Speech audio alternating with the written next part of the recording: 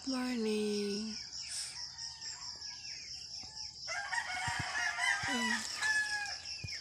Nanganak yung pusa ko sa tabi ko.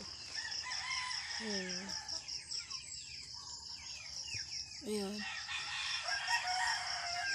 Tinakpan ko. Sa loob talaga ng kumot ko. Ay, bumangon na ako. Bumangon ako kaya nilagyan ko na lang ng tukod. Para hindi siya malunod sa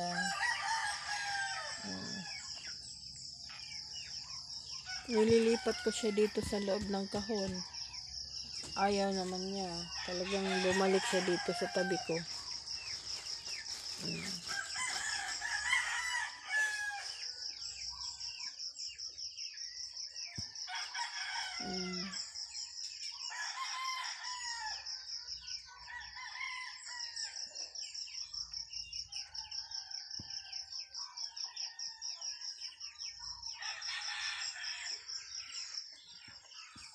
Katabi ko kasi matulog talaga yung pusa na yan at saka ito.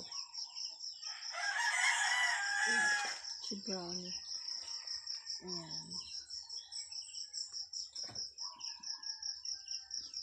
Dito na rin ako nag-iinit ng tubig.